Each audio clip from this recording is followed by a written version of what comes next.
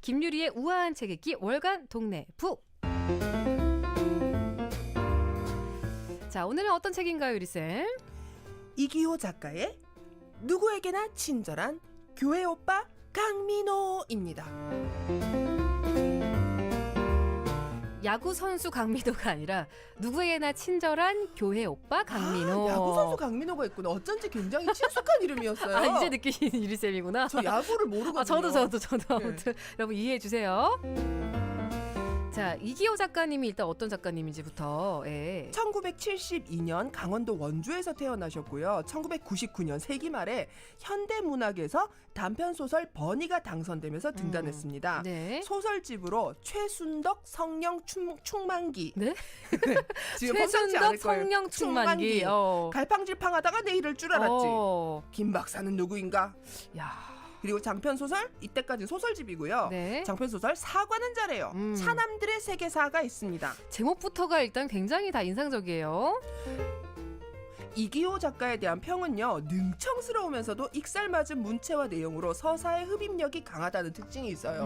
아마 지금 현존하는 국내 작가들 중에 최고일 거예요. 전통적인 스토리텔링과 이야기성을 중시하면서 해학적인 문체와 기발한 상상력을 굉장히 잘 조화시켜요. 네. 상석재 작가나 박민규 작가랑 비슷한데 작가. 예. 저는 이기호 작가를 제일 좋아합니다.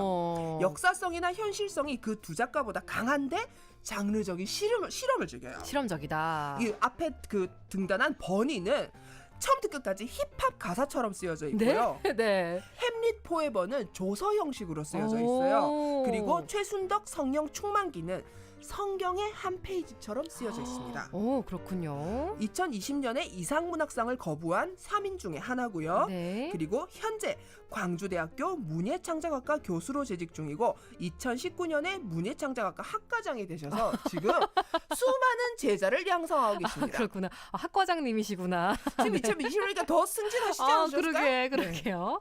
자, 아무튼 이기호 작가님, 또 굉장히 또 유명한 분이셔서 이제 뭐 이름은 안다라는 분도 많으실 거고 이제 읽으신 분들도 좀 계실 것 같은데요. 우리 5491님께서 저도 72년생인데 72년생이 글은 잘 쓰죠. 라고 이렇게. 그렇군요. 아, 그런 게 있구나. 네, 저는 76년에 속하는데 네. 76년생들은 깡이 좋아요. 깡이 네. 두려움이 없어요. 아, 그래요? 네. 아, 뭔가 납득이 되네. 용기들이거든요. 납득이 되네요. 자, 아무튼 이기호 작가의 이런 다양한 능청스럽고 익살맞고 또 형식적인 실험성 이런 것들은 이제 오늘 소개해드릴 이 책에서도 또 드러나는 것 같더라고요. 자, 그러면은 이 책도 소설집이거든요. 여러 단편으로 수록된 소설집인 건데 또 하나하나 또 스토리 중심으로 한번 읽어보도록 할게요. 자, 일단은 9669님께서는 책을 편식하는 편인데 덕분에 새로운 세상을 접한 것 같습니다. 읽으면서 뭐지 했는데 바로 이 느낌이죠. 이 코너 너무 좋아요 하셨는데 와, 지금 이 이기호 작가의 책 그 3권을 또 구하신 것 같아요. 오, 세상에. 그래서 유리쌤의 추천을 받고 이렇게 또 탐독을 하고 오신 것 같습니다. 뭐 죄송한데요. 저 2권밖에 없는데. 아니 이기호 소설집이 지금 3권이 돼 있네요. 네네네네. 자, 그리고 또 우리 류아로마님께서는 요거를 읽었던 책이라는 거를 뒤에 가서야 다시 깨달았다라고 하시기도 했는데 제가 이 책을 2번 읽었거든요. 소설집을. 네. 근데 네. 이번에 새로 꺼냈는데 저렇게 새로울 수가 없어요. 마치 처음 만나는 것처럼. 우리가 다 그러고 삽니다, 진짜. 자, 일단은 그러면은 우리 어떤 단편부터 살펴볼까요, 유리쌤? 자, 순서대로 한번 볼게요. 네. 이 책 안에 총 하나, 둘, 셋, 넷, 다섯, 여섯, 일곱 개의 단편이 실려 있는데요. 다 재밌어. 네, 예. 다 재밌어요. 네. 여기 실려 있는 순서대로 보면 첫 번째 단편. 최미진은 어디로? 그 제목부터가 진짜 너무 궁금해 미치겠다니까요. 최미진은 어디로입니다. 여기 9669님이 보내주신 사진에 보면 3권 갖고 계신 것 중에 보면 신간이 하나 있거든요. 네. 신간 제목도 3살 버릇 여름까지 간다. 여름까지 간다. 네. 지금 최미진은 어디로? 네. 모든 누구에게나 네. 좀 줄이죠. 네. 누친교강. 네네네. 네, 누친교강에 나오는 모든 소설집들은 사람 이름이 나와요. 이름이 나와요. 네. 최미진 씨, 나정만 씨, 권순사 씨 뭐 이렇게 막 나오거든요. 근데 주변에 있을 법한 이름이기 때문에 강민호부터 시작해가지고 그러니까. 다 있어요. 저희 중1 때 친구 있었거든, 최미진. 아, 진짜요? 네. 오, 자, 저 아무튼. 정만 빼고 다 있는 거 같아요. 그러게요. 네. 아무튼 최미진 씨가 이제 어떤 사람일까가 굉장히 궁금해지는데. 네. 자, 주인공이 이 소설의 주인공은 이기호입니다. 아니 작가님이 이기호고 네. 소설이잖아요. 예. 근데 너무 재밌고 실감나게 딱 현대상을 반영해서 쓰셔갖고 네. 아 이거 겪은 일이다. 아. 근데 이게 모든 작가들에게 가장 무서운 순간에 대해서 썼어요. 아 그래요? 예. 그러니까 이게 약간 에세이인지 소설인지 약간 아리까리하게 만든 예. 그 맛이 있다는 거죠. 근데 너무 재밌어서 소설은 맞는 것 같아요. 네네네. 자, 모든 작가들이 두려워하는 순간은 뭐냐면요. 뭘까요? 땡고 나라에 접속을 했는데 예. 자기 책이 헐값에 팔리고 있어요. 안 돼. 헐값에 팔리는 것도 아니 뭔지 알아. 예. 이게 저는 이미 오래전에 경험이 있기 때문에 아. 옥탑방에 굉장히 옛날에 나왔잖아요. 옥탑방 고양이. 예. 네. 근데 저는 그래서 제일 먼저 한 일이 뭐냐면 네요. 그게 내 책이 있길래 호기심에 몹쓸 호기심에 검색을 했거든요. 근데 있길래 재빨리 좌절하기 전에 저랑 약간 비슷한 평을 받는 다른 작가들을 검색했어요. 그래서 약간 내 등급을 네. 그랬더니 다른 작가들은 2,000원인데 전 4,000원인 거예요. 됐다. 그래서 기뻐했어요. 됐다. 그래서 좌절 안 했어요. 무려 2배. 저는. 하지만 이제 이 소설 속 이기호 씨는 반대의 상황이에요. 했더니 옆에 평이 달려 있어요. 네. 이기호 병맛 소설. 갈수록 더 한심해지는 꼴의 저자 사인본. 지금 사인본을 팔고 있습니다. 미치겠다. 그리고 막 다른 것들은 앞에 서사가 너무 좋고 수식어가 너무 좋고요. 다 네. 7,000원이에요. 네. 근데 자기랑 그룹 3에 묶인 작가들은 4,000원인데다가 그룹 3 너무 모욕적이다 진짜. 그룹 3에는 다른 설명이 있어요. 어떤? 그룹 1, 2의 책 네. 5권 구매 시 1권 무료 증정. 그게 거의 뭐 이제 버리지 못해서 네. 헐값에 파는 이 정도 지금 취급을 당하고 있는 건데. 사인본인데 그러니까. 내가 언젠가는 얼굴을 마주보고 사인본을 줬을 텐데. 미치겠다. 네. 그래서 이 사람이 자기랑 같은 그룹 3에 있는 사람을 보니까 네. 자기가 별로 그렇게 평을 좋게 하지 않는 소설가 박형서라는 사람도 있는 거예요. 또 다른. 제가 찾아보진 않았는데 실존하는 소설가인가 잘 모르겠어요. 친구인가? 아무튼. 그런데 이제 거기서 굉장히 막 가슴이 울렁이는 거죠. 그래서 네. 우울하게 이제 이렇게 침실에 갔는데 아내가 애들 재우고 자고 있어요. 네. 그래가지고 이렇게 꾸물꾸물 옆에 가서 굉장히 슬프게 이렇게 얘기해요. 제가 여기서 진짜 많이 웃었거든요. 네네네. 왜냐하면 너무 전형적인 글 쓰는 남자 같아서요. 그럼 제가 아내 할게요. 예. 저기 자기야, 나 실은 오늘 모욕적인 일을 당했다. 아 그래 그 목욕 좀 하고 자. 아니 목욕 말고 모욕. 왜 그래 오늘 은행 갔다 온 거야? 막 설명을 합니다. 네. 내가 준 땡거나 뭐 이런 설명을 네네네. 설명하니까 아내가 버럭 소리를 질러. 맞아요. 아 그러니까 인터넷 그만하고 소설이나 쓰라고. 소설 안 쓰고 있으니까 그런 것만 보이지. 소설가가 소설을 못 쓰면 그게 모욕이지. 또 다른 게 모욕이야? 발골사죠. 네. 아내에게 그런 말을 듣는데 보통 이렇게 되면 네. 화를 내잖아요. 맞아, 어떻게 맞아. 나한테 그런 말을 해? 내가 지금 모욕을 네. 당했 이런데 아니에요. 이기호 작가는 뭐라고 썼죠? 얼른 두 눈을 감고 자는 척을 합니다. 그러면서 속으로 무슨 생각을 하냐면 그 게시물을 혹시 박형서 작가가 올릴 건 아닐까? 이게 약간 이제 라이벌 구도로 있는 이제 같은 그룹에 묶인 네. 소설가인데 자 아무튼 그런 상황이었고 그러니까 근데 이 이기호 작가가 약간 모욕감을 느낀 게 한두 번이 아니에요. 2년 예. 전에 교통사고가 나서 친구랑 같이 병원에 들어누웠거든요. 네. 근데 친구는 그때 뭐 무슨 회사를 다니고 식품회사 다니고 있었는데 뭐 내가 들어놓으면 전국의 식품 물류가 멈춘다 이래가지고 일일 일당을 많이 받았어요. 네. 근데 자기는 작가라는 직업은 일용 잡급에 해당하는 거예요. 일용 잡급이라고? 예. 그래서 하루에 18,000원을 받는 치욕을 당한 적이 있어요. 진짜 너무 그렇다. 그래서 그 사람이 그 책을 판 사람이 아이디가 제임스 셔터내려였거든요. 그래가지고 그 사람한테 이렇게 문자를 해요. 문자를 해가지고 보니까 자기는 광주에 사는데 그 사람은 일산에 사는 거예요. 네. 그래갖고 직거래하자 그래요. 그러니까 네. 그 사람이 근처세요 이러니까 근처라고 거짓말을 해요. 그럼. 마침 근처네요. 네. 글로 갈게요. 그래가지고 이제 만나기로 하고 그러니까 얼굴을 보고 싶은 거죠. 네. 제임스 셔터네러의 얼굴을. 자기 책을 한 권 산 게 아니라 네. 7,000원짜리 책을 일단 5권 사요. 그리고 이제 미정미적 얘기를 해요. 혹시 그룹 3의 이기호라는 작가 책 그 무료 증정해 주신다고 하니까 그쪽에서 네, 한 개 들고 나올게요. 그래가지고 KTX를 탑니다. 와, 광주에서 일산까지. 예. KTX를 타고 이렇게 만나요. 네. 평범한 사람이에요. 모자 쓰고 추리닝 입고. 그렇죠. 예. 그 7,000원을 5건을 사고 이제 현관에 그 옆에 있는 화단에 이렇게 쫙 내려놓고 무슨 그 검수하는 사람들을 그러니까, 꼼꼼하게 봐요. 네.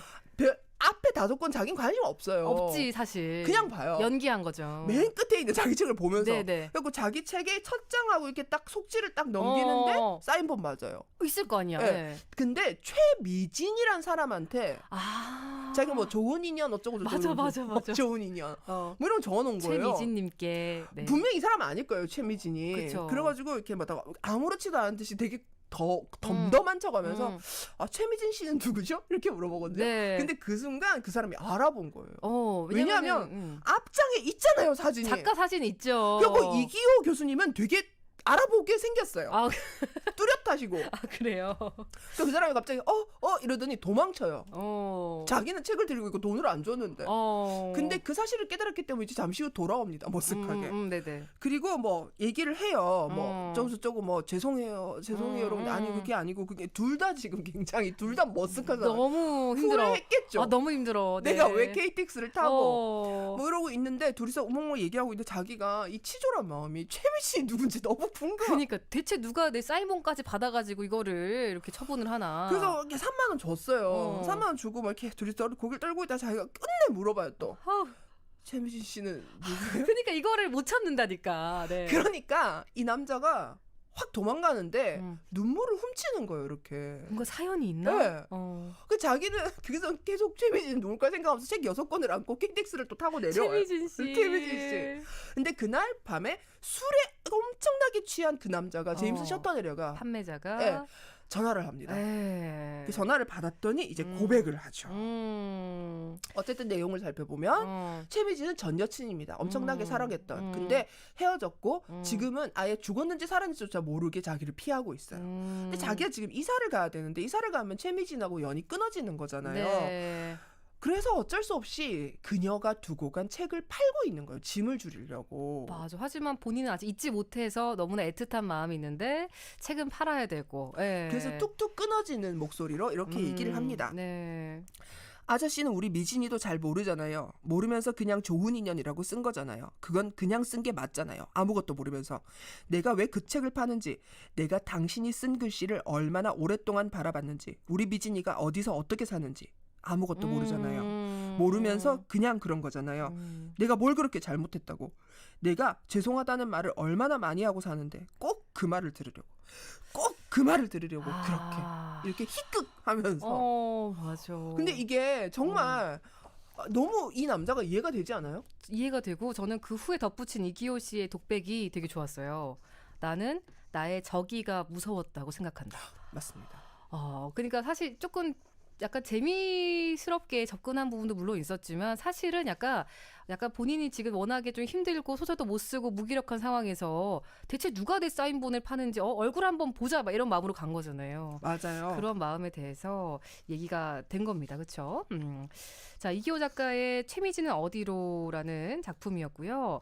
이 마지막 문장만 좀 읽어주실까요, 유리쌤? 때때로 나는 생각한다. 모욕을 당할까봐 모욕을 먼저 느끼며 모욕을 되돌려주는 삶에 대해서 나는 그게 좀 서글프고 부끄럽다. 부끄럽다. 자, 여기서 첫 번째 퀴즈 내어드리겠습니다. 네, 첫 번째 퀴즈는 이제 최미진은 어디로에서 관련된 퀴즈인데요. 이기호 작가의 단편소설 최미진은 어디로에서 중고나라에서 자신의 책을 헐값에 파는 사람을 찾아가 만나는 주인공은 그 실상을 알게 된 후 땡땡을 당할까봐 땡땡을 먼저 느끼며 땡땡을 되돌려주는 삶에 대해서 생각하게 됩니다. 이 땡땡에 들어갈 말은 자, 1번 모욕. 모욕, 2번 목욕, 3번 반신욕. 자, 정답 아시겠는 분 샵 1057 단문 50원 장문 100원으로 보내주세요. 1번 모욕, 2번 모욕, 3번 반신욕입니다. 반신욕을 당할까봐 반신욕을 자, 여기서 이제 오늘은 이기호 작가의 누구에게나 친절한 교회 오빠 강민호 이 소설집 얘기 나눠보고 있었고요. 아까 전에는 또 뭐였지 제목이? 최미진은 누군지. 예. 누군가. 예, 최미진은 누구인가? 예. 최미진은 누구인가? 네, 그거 다뤄봤습니다. 최미진은 어디로? 어디로? 최미진은 어디로? 맞아, 어디로. 자, 지금 첫 번째 정답이 있었는데 7574님이 생각이 많아지네요 라고 주셨고 3927님도 넌 나에게 이 모욕감을 줬어. 넌 나에게 모욕감을 줬어. 오늘도 책 내용이 너무 좋네요. 라고 보내주셨습니다. 그리고 유리 작가님 설명이 너무 재밌어서 책을 구매하고 싶어지네요. 0790님. 아우, 또 구매 굉장히 또 좋은. 지금 클릭하십시오. 그 창작자의 굉장히 좋은 것이죠. 왠지 많은 것 생각하게 하는 책이네요. 이렇게 이야기처럼 들으니까 더 흥미있고 재미있고 생각을 많이 하게 되는 것 같아요. 0416님. 이 시간 기다려집니다. 5774님. 5602님은 슬픈 일이네요. 그니까. 맞아요. 분명 KTX를 타고 일산까지 갈 때까지만 해도 뭔가 재미난 여정 같은 느낌이었는데 네. 그 끝말이 굉장히 좀 씁쓸해요. 씁쓸하고 우리 모두에게 또 있는 그런 마음이잖아요. 이기호 씨는 피를 말리면서 갔을 거예요. 계속 그러니까. 이렇게 연습하는 거 있잖아요. 예. 네, 이렇게 말하고 이렇게 맞아. 하고 이러면서. 근데 그게 너무 웃겨요. 은근히 계속해서 최미진이 누군지 알려고 하는 그 마음이 너무 웃겼어요. 자, 정답은 1번이었습니다. 물론 이제 경상도에서는 목욕을 모욕이라고 하긴 하지만 그러네요. 그쵸. 정답은 네, 모욕이었습니다. 모욕. 그래서 굉장히 멋진 모욕을 당할까봐 모욕을 먼저 느끼며 모욕을 되돌려주는 삶에 대해서 그의 서글프고 부끄럽다. 자, 모욕. 0416님께 상품 챙겨드리고요. 축하드립니다. 화음이 영 안 된다. 우리 공희님이 주셨는데. 저희에게 시간을 주십시오. 예, 처음이지 않습니까? 한 달 뒤, 다음 달 월간 동네 북대쯤이면은 좀 나아지지 않을까요? 안 나아지면 어떡하죠? 그러니까. 자, 이제 이어서 또 다른 단편 알아보려고 하는데 유리쌤 시간이 조금 부족할 수 있거든요. 약간 좀 더 마음에 닿는 거 먼저 하는 거 어떨까요? 좋아요. 예. 자, 권순찬과 착한 사람들이라는 단편에 대해서 얘기하겠습니다. 제목도 너무 착착 감겨. 권순찬과 착한 사람들. 권순찬이라는 이름이 네. 의외로 되게 귀에 착착 감겨요. 네네네. 안 잊어버려져요. 자, 주인공은 또 이교수예요. 이교수. 네. 본인. 진짜 이게 실제인지 아닌지 하지만 소설이긴 소설입니다. 네. 나는 지방대학의 부교수예요. 실제로 본인. 그렇잖아. 예. 자, 서울에 아내와 아이들이 있고 직장 때문에 몇 년째 작은 아파트에서 혼자 새들어 사는데 한 7년 8년 그렇거든요. 네. 그 글을 못 써요 요즘. 그리고 무료하고 우울하고 결국은 아파트 상가에 있는 조그만 호프집 가가지고 소맥 마시고. 네. 그게 좀 안 좋아요 지금. 그래갖고 막 짜증이 막 솟아요. 그래가지고 교무 부처장님하고 술을 마시다가 교무 부처장님이 이렇게 좀 업돼가지고 같이 가자고 2차 가자고 팔꿈치를 당겼는데 네. 버럭 성을 내고 사람이 그렇게 잡아당기지 마시라고요 이러면서 택시 타고 집에 가요. 그러니까 그러면 진짜 안 되는 건데 안 돼요. 쌓여 있다가 갑자기 터진 거예요. 이게. 갑자기 터졌는데 정말 웃긴 건 그러고 집에 와서 교무부처장님한테 문자를 보냅니다. 네, 맞아요. 죄송합니다. 제가 요즘 이러면서 근데 그 답이 진짜 웃기죠. 뭐 작가는 내가 이 교수도 작가라는 걸 잠깐 까먹었네. 괜찮네. 아무튼 이거 뭐 서로 간에 그러니까 디스였어. 그런 이제 분입니다. 이 교수가. 자, 그런데 자기가 맨날 가는 호프집에 맨날 혼자서 술 마시고 아니면 뭐 관리소장 아저씨하고 술 마시고 이렇게 하는데 어느 날 권순찬이 나타납니다. 부스스예요. 자기는 그걸 보고 먼지톨 같다고 생각해요. 부스스하고 한쪽 다리를 절고 네. 작고 마르고 어깨가 좁아요. 근데 그런 사람이 이렇게 콘에서 술을 마시고 저 사람 누구지 이렇게 생각을 했는데 그 사람이 그 다음 날부터 아파트 앞에 돗자리 펴고 앉아서 이렇게 플랜카드를 들고 천막을 치고 502호에 사는 땡땡땡 씨는 내 돈 700만 원을 이제 돌려줘라. 뭔가 그러니까 시위를 하려고 오신 거군요. 근데 너무 얌전한 사람이라서 고개를 들지도 못하고 옆에 신발을 벗어놓고 플랜카드 뒤에 이렇게 고개 숙이고 앉아 있어요. 가만히. 그러니까 사람들이 그게 안 됐죠. 네. 사연을 맨날 있으니까 사연을 알아보니까 그 사람의 어머니가 식당 주방에서 일하다가 사채를 썼는데 빚이 700만 원 생겼어요. 이렇게 고민하다 어머니가 털어놓은 거예요. 권순찬 씨한테. 네. 그러니까 권순찬 씨도 일을 그렇게 잘하는 사람이 아니어서 돈이 없어요. 근데 어떻게 막 모아가지고 이제 빚을 갚아주려고 했어요. 네. 근데 그 안에 어머니가 너무 불안하셔서 잘못되신 거예요. 네. 그래가지고 이제 어머니 장례를 치르고 자기는 700만 원을 입금을 했어요. 네. 근데 알고 보니까 어머니도 돌아가시기 전에 700만 원을 입금한 거예요. 사채업자한테. 이중으로 갔는데 네. 사채업자가 떼먹은 거죠. 그러니까 502호에 사는 남자가 주소지가 거기로 돼 있는 남자가 그 사채업자인 거예요. 안 돌려주니까 거기 와서 계속 있는 거죠. 사실 그 700만 돌려줬어도 사실 어머니나 이제 권순찬 씨 같은 경우 둘 중에 한 명은 조금 나았을 텐데. 네. 그러니까 권순찬은 막 이렇게 이글이글 타서 그 시위를 하는 게 아니라 그냥 앉아 있어요. 사람이. 남을 공격할 수가 없는 사람이에요. 네.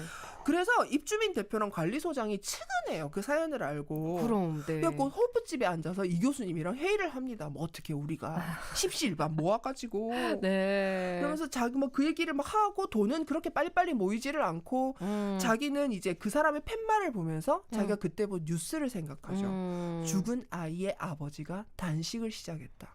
우리 모두 이 단식이 뭔지 알아요. 그쵸, 그쵸. 네. 아이는 이미 죽었고 네. 그 아버지는 목숨을 걸고 단식을 했었죠. 근데 502호에는 그 남자가 살지를 않아요. 뭐예요, 그러면은? 폐지 줍는 할머니가 사는데 그 할머니 아들이거든요. 네. 아들이 연락 끊긴 지 4년이 넘었어요. 명의만 거기 돼 있는 거구나. 네. 아. 근데 권순찬 씨가 계속 거기 있으니까 할머니도 이제 폐지 줘야 되는데 밖에 못 나오는 거예요. 맞아요. 그러니까 사람들이 가서 설득하고 뭐 이렇게 하는데 어느 날 권순찬 씨가 자기가 교수인 걸 알고 자기를 붙잡아요. 네. 그 자기가 나한테 무슨 무리한 부탁을 하려고 그러나. 조금 솔직히 긴장되죠. 네. 인간적으로. 네. 그랬더니 권순찬이 이렇게 교수님이시라면서요. 이러더니 자기 소송 서류 있잖아요. 보여주면서 제가 썼는데 맞춤법 틀린 게 없나 해서.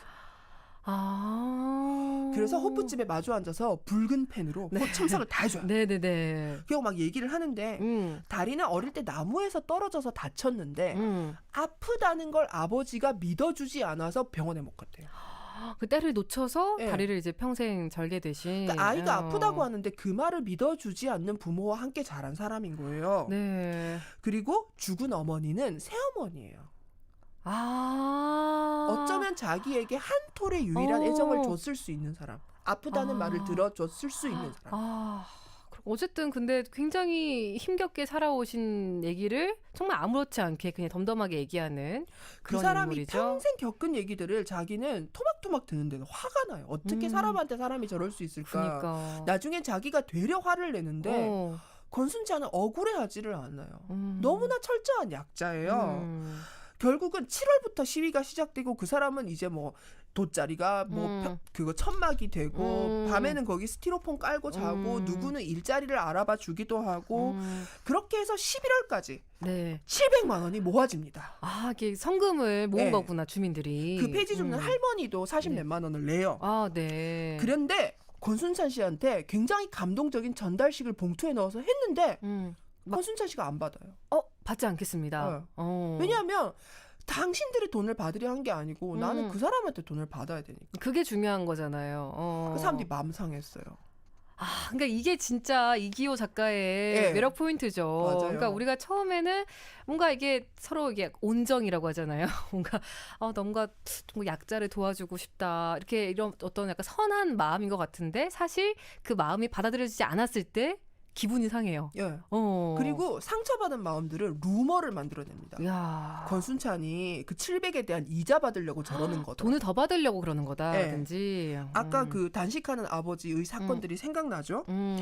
그리고 이제 신고를 해요, 사람들이 구청에. 네. 그래서 막 자꾸 철거돼요, 그 천막이.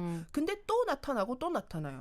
3번쯤 철거되고 꿋꿋하게 그러고 나서 어느 날 시 노숙인 쉼터라는 글자가 박힌 승합차가 와서 건장한 청년 2명이 끌고 가요. 그걸 본 호프집 주인이 얘기를 합니다. 네. 이를 덜덜덜 떨면서 끌려가더라고요. 아무 저항 없이. 쫓아내진 거죠. 네. 결국에는. 네. 그리고 시위 현장은 사라지고 권순찬의 마지막인데요. 그게 이 소설을 쓰게 된 계기를 밝혀요. 마지막에 이 교수가 얼마 전에 주차장에서 502호 남자로 추정되는 남자를 본 거예요. 그 폐지 줍는 할머니의 아들로 추정되는 SUV 외제차를 타고 복부 비만인 무스탕을 입은 남자를. 그리고 마지막으로 이렇게 스스로에게 그리고 책을 읽은 독자들에게 묻습니다. 그리고 지금 여기에 그 이야기를 쓰기 시작한다. 우리는 왜 애꿎은 사람들에게 화를 내는지에 대해서.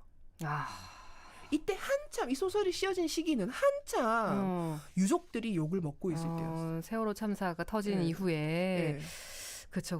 그러니까 어떤 마음으로 왜 이러는가에 대해서 깊이 헤아려 보지 않고 그렇죠. 표면적인 것들만 대고 루머를 만들어내는 그런 시기였고요. 마음 아픈 일입니다. 그러니까 근데 너무 또 와닿는 거는 처음에 또 이제 화로 시작하잖아요. 그래서 이 교수도 그냥 계속 별거 아닌 거에 화가 나고 책상만 보면은 치고 싶어지고 교무 부처장이 갑자기 버럭 화를 내고 이러는 상황인데 가족들한테 짜증내면 안 돼, 그니까. 안 돼 이러면서 내고 또 이고 그러니까 되게 우리가 애꿎게 화를 내고 있는 상대들이 누구이고 실제로 화를 내야 되는 대상들은 누구인지 우리 삶을 조금. 불행하게 만드는 주체들이 분명히 뚜렷하게 있어요. 맞아요. 근데 보통은 그들이 갑이라서 그쵸. 우리가 화를 내지 못해요. 한- 그러면 옆에 있는 사람한테 화를 내. 정말 애꿎은 화가 이제 돌아간다는 거잖아요. 우리 아로마님께서도 정말 예상을 뒤엎은 반전이 있었던 단편이었다라고 보내주셨습니다. 0416님께서 들으시더니 참 이 세상은 착하고 여린 사람들이 손해보는 세상이라 너무 안쓰럽고 마음이 저려옵니다. 라고 또 보내주셨는데 좀 참 좋았던 게 이 소설들에서는 그런 이들에 대해서 뭔가 어떤 뭐 동정이나 뭐 네. 어떤 시혜의 그런 눈빛이 아니라 오히려 그 읽는 자들을 돌아보게 하는 맞아요. 그 따끔함이 굉장히 좋았던 것 같아요. 자, 노래 한 곡 듣고 뭐 쉬고 오도록 할게요. 이제 앞으로 또 더 다른 단편이 남아져 있고요. 스탠딩 에그의 Everyday 우리 유리쌤의 호흡을 위해서 잠깐 쉬어가도록 하겠습니다. 자, 매주 화요일 마지막 화요일에만 돌아오는 월간 동네 북 시간. 자, 오늘은 누구에게나 친절한 교회 오빠 강민호, 이기호 소설가의 소설집 함께하고 있습니다. 자, 이어서 이제 다뤄볼 이제 소설집은 바로 이제 그 동명의 소설이죠. 네. 예. 누친 교강 누구에게나 친절한 교회 오빠 강민호라는 단편입니다. 자, 제목부터가 너무나 누구에게나 친절한 교회 오빠 강민호. 갑자기 분노가 끓어오르죠. 누구나 가슴속에 이런 오빠나 누나 하나쯤은 있어요. 저는 근데 그 종교가 없어서가지고 네. 없는데 누구나 있나요? 교회 네, 누구나 다니면은? 있어요. 분명히 짝사랑도 첫사랑이라면 첫사랑인데 네. 첫사랑이라고 하고 싶지 않은. 친절한 교회 누나, 교회 언니, 교회 오빠. 꼭 머릿속에 로맨스의 클리셰가 어. 그냥 친절했던 거였어요? 뭐 이런 거 있잖아요. 맞아. 난 사랑이었는데 오빠는 친절했던 거. 그러니까 사실 보면은 이 소설은 이 제목이 전부인 거예요. 어떻게 보면은. 맞아요. 전부예요. 네, 그냥 맞아. 이대로 이해하시면 될 것 같아요. 맞아요. 저 확신이 들지 않아서 몇 번 읽어보면서 생각했는데 아무리 생각해도 그냥 이대로 이해하시면 돼요. 네. 자, 생각해보세요. 여러분이 교회를 다녀요. 춥고 슬프고 외롭고 높고 쓸쓸해요. 네. 그런 상황이에요. 그리고 이 상황이 끝도 안 보여요. 네. 근데 잘생기고 키 큰 교회 오빠가 자기를 향해서 환하게 웃어주고 너무 친절하고. 연민의 미소를 보내고 심지어 내가 너무나 안 좋은 상황에 이렇게 골목에 쭈그리고 앉아있는데 네. 말없이 옆에 같이 있어줍니다. 자, 이것은 무엇인가요?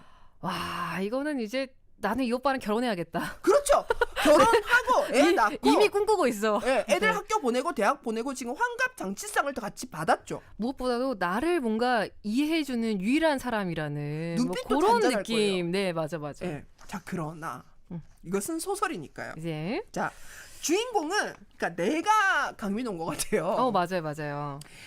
나의 고등학교 2년 후배 중에 종수라고 있어요. 종수. 네. 근데 이 종수는 자기랑 어릴 때 같은 교회를 다녔는데 자기들이 자란 읍이 너무 작아가지고 그냥 네. 교회도 작았는데 네. 애들이 거기 다 있었던 거예요. 근데 이 종수가 이 여자친구가 있는데 여자친구가 바로 거기서 태어나서 거기서 살고 먹고 사는 애거든요. 네. 이 사립학교 교사예요. 윤희. 예, 윤희. 네. 윤희가 교사 연수로 말레이시아에 갔다가 여기 무슬림 많잖아요. 네. 이렇게 그걸 뭐라고 하죠? 모스크? 아, 사원? 모스크. 네. 사원에 갔다가 무슬림이 된 거예요. 갑작스럽게. 왜냐면 윤희도 교회를 다니고 있던 상황이었거든요. 다 네, 같이. 그냥 갑자기 그러니까 뭐 이렇게 얘기를 하기도 해요. 이슬람에서 얘기하는 알라와 이 야훼는 기독교의 야훼는 사실 중동 땅에서 태어난 종교이기 때문에 같은 뿌리를 갖고 있는 건 맞아요. 같은 사람이었던 거 맞아요. 그래서 이 코란과 거기를 보면 역사서 중에 몇 개의 인물이 겹치기도 해요. 진짜. 예. 근데 지금은 이렇게 따지는 신이 아니기 때문에 완전히 다른 존재죠. 네네네. 그리고 윤희는 무슬림이 되고 학교에 히잡을 쓰고 출근하기 시작한 거예요. 그래서 학교가 들썩들썩해요. 사실 별거 아닌 건데 그죠. 아직은 좀 생소하게 느껴지다 보니까 네네네. 근데 종수는 윤희를 같은 교회에서 만나고 7년을 짝사랑하다가 겨우겨우 사귄 거란 말이에요. 아이고 7년을 근데 말도 안 하는 거예요. 왜 무슬림이 됐는지 히잡은 왜 쓰고 오는지 말도 안 하는 거예요. 알 수가 없는 거네요. 근데 너무 힘들어서 마침 내가 강민호가 그 삼촌이 땅을 사 어쩌고 저쩌고 뭐 이런 것 때문에 그 문제 해결한다고 잠시 읍에 내려와 있었어요. 네. 자기를 찾아와서 고민 상담을 해요. 그러니까 민호야, 우리 윤희가 갑자기 무슬림이 됐다고 막 히잡을 쓰고 다니는데 뭐 형 말은 잘 들으니까 얘기 좀 해봐. 마치 몰래 카메라 같죠. 윤희가 무슬림이 됐 뭐라고? 그러니까. 히잡 쓰고 다녀. 그래가지고 둘이서 산에 이렇게 올라가면서 막 얘기를 하는데 뭐 답도 안 나와요. 뭐 무슨 얘기를 해야 될지 모르겠고 그치. 무엇보다도 강민호는 정수가 자기한테 이 얘기를 왜 하는지를 모르겠어요. 왜 나한테 이런 걸 부탁하는지 네. 모르겠고. 자기한테 계속 윤희를 설득해보라고 하는데 그러니까 종수 입장에서도요. 자기랑 친한 형이라고 생각을 하는 거예요. 근데 강민호는 아니에요. 아닌 것 같아 보니까. 네. 그래가지고 이렇게 그래 뭐 이렇게 막 하고 있는데 둘이서 이렇게 내 산을 내려가는데 언덕 저쪽에서 윤희가 올라와요. 히잡 쓰고 하얀 히잡을 쓰고. 네. 그래가지고 자기 자리를 피해주는 거예요. 종수가. 네. 그리고 자기가 윤희하고 얘기를 하게 돼가지고 뭐 이렇게 얘기를 하려고 하는데 갑자기 윤희가 울어요. 윤희는 상황이 너무 안 좋아요. 엄마는 억대 빚만 자기한테 넘겨줬고요. 지금 알코올 중독자예요. 그런 엄마를 견디면서 자기는 월급을 다 빚 갚는데 붓고 너무 안 좋은 상황이에요. 근데 무슬림으로 개종한 윤희가 히잡을 벗어버리면서 이것 때문에 그래요? 겨우 이것 때문에 그래요? 이러더니 울어요. 그러면서 이런 말을 합니다. 민호 오빠, 이제 이자 노름 따윈 그만하고 사세요.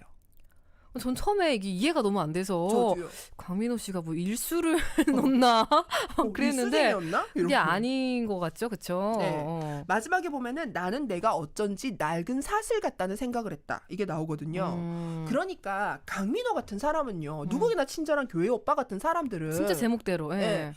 자기를 희생해서 남한테 뭘 주지 않아요. 그냥 원래 그냥 뭐 깔쌈하게 생겼고 타고난 어떤 약간의 상냥함과 젠틀함. 네, 그리고 그냥 아무 생각 없이 집에 가서 코코볼 먹고 싶다 이 생각만 하고 있어도 나라 걱정하는 것처럼 보이고 은은하게 미소 띄우고 집에 가면 엄마가 치킨 사준다는 이 생각만 해도 은은하게 미소 띄워준단 말이에요. 나를 알아주는 것 같고. 이렇게 쫙 저금을 해놓는 거야 주변 사람들한테. 이렇게 베풀면서 약간 근데 자기가 알고 하는 게 아니에요. 그냥 당신은 사랑받기 위해 태어난 사람이에요. 근데 윤희는 자기가 너무 안 좋았던 시절에 말없이 옆에 같이 앉아 있어줬던 강민호를 기다렸던 거죠. 좋아했던 거고. 계속 좋아했어요. 그런데 언젠간 오지 않을까. 강민호는 결혼을 해버리고 결혼하고 애가 태어나고 돌아오지도 않아요. 자기는 그냥 어쩔 수 없이 종수랑 사귀는데 자기는 계속 좋아해요. 그러니까 이자 노름 하지 말라는 거예요. 그렇게 평소에 저축해놓고 이제 이자 거두면서 사지 말라고. 당신이 이제 그런 자격이 없는데 네. 예전에 나에게 보내줬던 그 호의들로 이제 와서 네. 당신이 뭔가 조언을 하려는 노릇을 하고 하지 말라라. 이런 애정들이나 이런 거둠에 대해서 맹목적인 것들에 대해서 딱히 붙일 이름이 없었는데 이기호 작가가 너무 정확한 이름을 붙여준 거예요. 이자 노름. 이자 노름. 진짜 너무나 찔리면서 어딘가가 강민호는 결혼 생활도 이래요.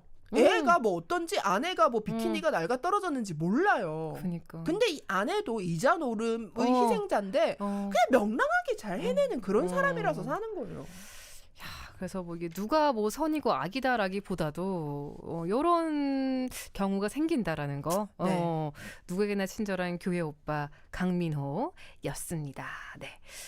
자, 그리고 이제 또 짧게 다룰 수 있는 내용이 사실 짧게 다룰 수 없는 부분이기는 한데 유리쌤이 가장 이입한 소설은 그래도 잠깐 좀 다뤄봐야겠죠. 제가 가장 이입했던 소설입니다. 나를 혐오하게 될 박창수에게. 나를 혐오하게 될 박창수에게. 1인칭이고 주인공은 73년생 43살 김숙희예요. 김숙희 씨. 예. 네, 여성이죠. 자, 첫 문장이 이거예요. 이것은 나의 진술서이다. 그러니까 김숙희는 수년 전 남편을 죽인 혐의로 자수해서 진술서를 쓰고 있습니다. 네. 김숙희는 고1 때부터 굉장히 가난해서 어머니 이렇게 좀 생계를 덜어주려고 패스트푸드 알바를 하다가 맨날 대리버거 먹는 아저씨를 봐요. 자기보다 뭐 15살 많아요. 근데 콜라에 소주를 타 마셔요. 몰래 그 눈치 보면서. 네, 그걸 보고 짠해져서 연애를 해요. 그리고 20살에 결혼을 해요. 일찍 네. 결혼을 합니다. 근데 남편이 너무 착하고 성실해요. 짠하지만 착하고 성실하고 착하고 성실하지만 꾸질해요.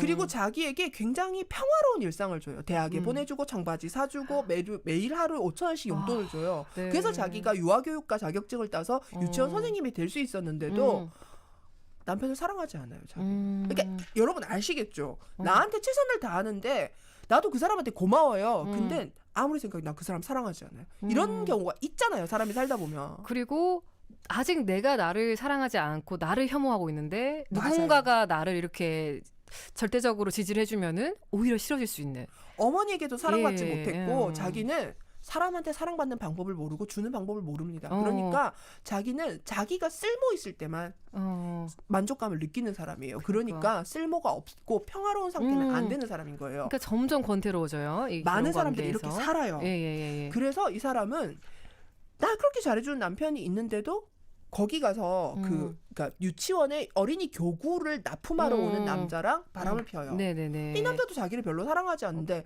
사랑하지 않을수록 몰입합니다. 오히려. 예. 그리고 어느 날 남편을 때려서 죽여요. 아주 아무것도 아닌 걸로. 네. 그리고 남편은 사고사로 처리돼서 안 잡혀요. 그리고 자기가 불륜을 하던 남자는 사라집니다. 연락을 끊고. 그쵸. 예. 그래서 자기는 그 뒤로 그냥 엉망진창인 남자들만 만나서 같이 살아요. 왜냐면 그게 떠들썩해야지 본인의 그 엉망이 내면으로 안 들어갈 수 있으니까. 예, 그리고 예. 자기를 사랑하는 방법을 모르니까 쓸모로 대신한다 그랬잖아요. 네. 엉망진창인 남자를 돌봐야 자기는 쓸모가 생기는 거예요. 술 마시는 사람을 이렇게 해주고 막 도박하는 해주고, 사람 돈 대주고. 어. 그래서 마지막에 같이 살았던 남자가 박창수거든요. 박창수 정말 엉망진창이었어요. 예. 막 외모도 어, 볼품없고 막 이래서 어. 그걸 끊임없이 돌보고 행패 부리는 걸 참고 살았는데 어느 날 박창수가 자기를 데리고 제주도 여행을 가요. 흑돼지를 먹이고 이러더니 자기는 엄청 긴장해요. 네. 그러더니 자기한테 이렇게 얘기해요. 이제 빚도 다 갚을 거고 우리는 앞으로 황금빛 미래를 살 거고 너한테 굉장히 잘해줄 거라고. 약간 새 사람이 된 듯한 이 모습을 보고 예. 어떤 견딜 수 없는 뭔가를 느끼게 됩니다. 그래서 자수를 하죠. 그렇죠. 그러니까 이건 사실 읽어보셔야 더 깊이 느끼실 수 있을 텐데 아무튼 이 김숙희가 갖고 있는 면면의 그 작은 조각들을 또 우리가 갖고 있다고 생각하거든요. 그래서 너무나 저는 인상 깊은 작품이었습니다. 저도요. 자, 오늘 또 월간 동네부 또 얘기할 건 정말 많지만 또 시간 관계상 여기서 마무리하도록 하고요. 두 번째로 이제 보너스 퀴즈 남겨드리면서 인사드리도록 할게요. 네. 전통적인 스토리텔링과 이야기성을 중시하면서 해학적인 문체와 기발한 상상력을 잘 조화시킨다는 평을 받고 있는 이기호 작가의 소설집 누구에게나 친절한 오빠 강민호. 자, 여러분에 들어간 말은 1번 절 오빠, 2번 성당 오빠, 3번 교회. 자, 1번 절, 2번 성당, 3번 교회입니다, 여러분. 이기호 작가의 대표적인 또 단편 소설 제목이기도 하죠. 자, 정답 아시겠는 분 샵 1057 단문 50원, 장문 100원 드는 문자로 보내주시고요. 유리쌤 좋은 작품 추천 너무너무 감사드리고 다음 달 거 혹시 정해져 있으면 알려주시면 제가 네. 유튜브로는 남겨놓도록 할게요. 네. 오늘도 감사했고요. 여운이 좀 깊어서 저도 뭔가 몇몇 작품은 한 번 더 읽어보고 싶을 것 같은 느낌이 저도요. 듭니다. 예. 유리쌤의 또 생생한 스토리 덕분에 더욱더 재미있었다는 유리청강지공님 자, 비롯해서 또 많은 분들이 또 감상으로 함께해 주셨군요. 유리쌤, 저희는 다음 주에 또 우수사이터로 만나도록 할게요. 감사합니다. 감사합니다.